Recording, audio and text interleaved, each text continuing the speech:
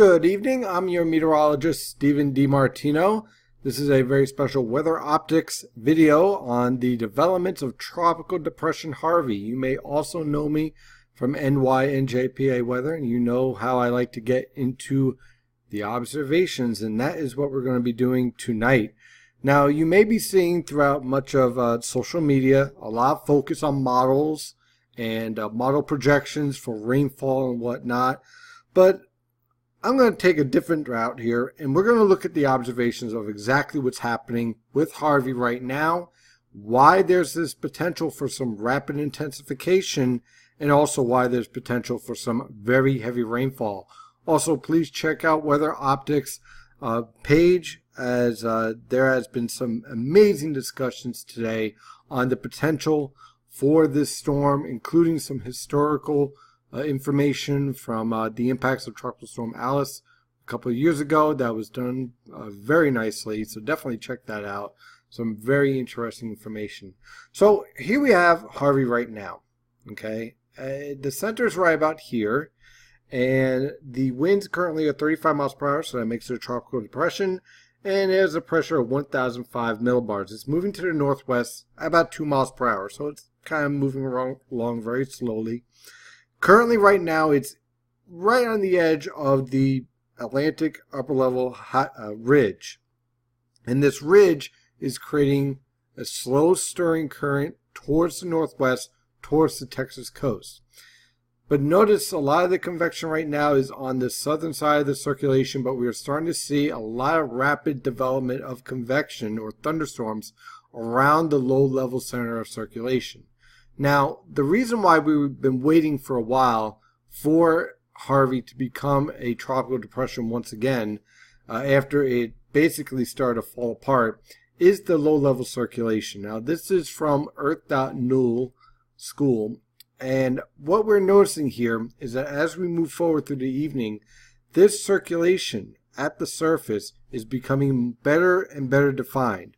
Beforehand, as early as this afternoon, the circulation was more elongated. Now you're starting to see more of a concentration and an intensification of the circulation, a better organization of that circulation at the center.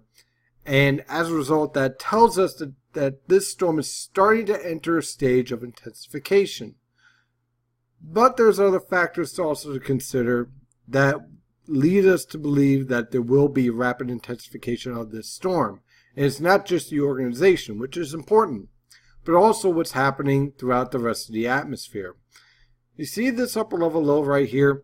This upper level low is creating a little bit of shear, causing a little bit of disorganization of the storm.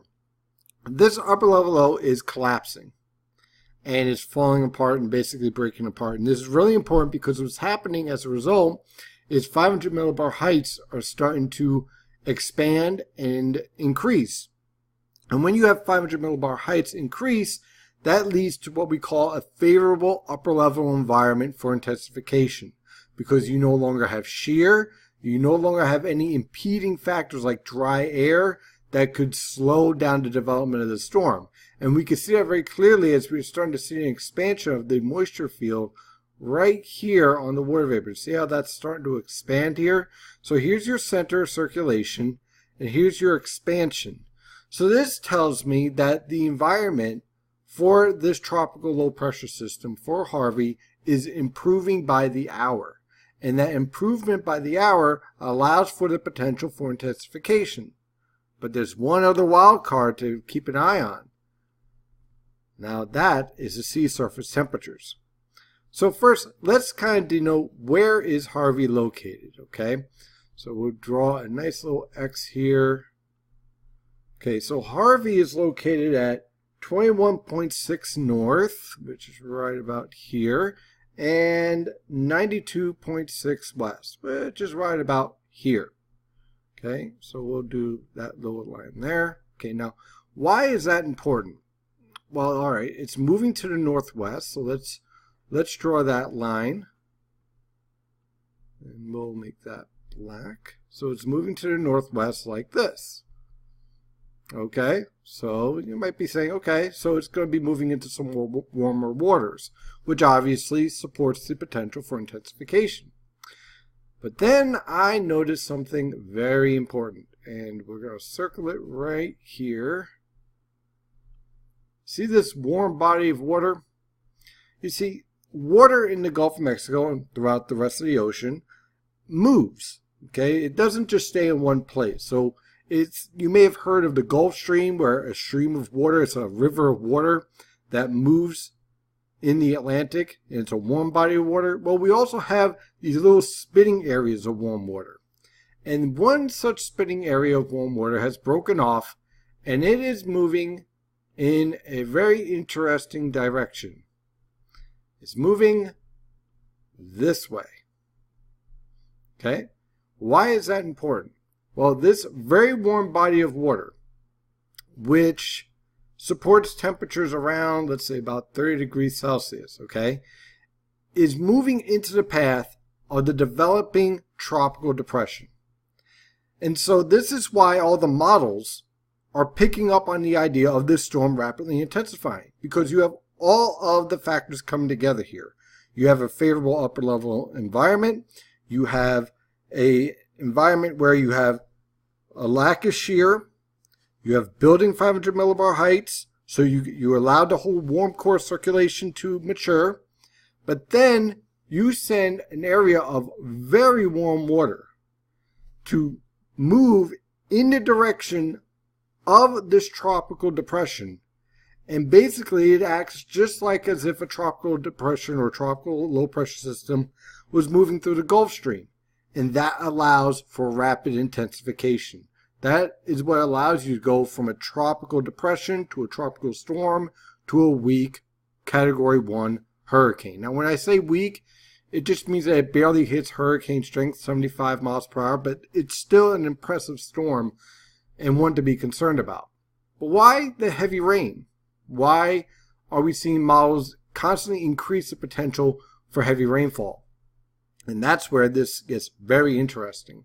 Because while we have our tropical depression developing here, and we have all the factors here to allow for intensification, sometimes you have to look outside of your backyard to see the potential for a major event. And that gives us our high pressure system up here. Notice how this is getting darker and pressing south?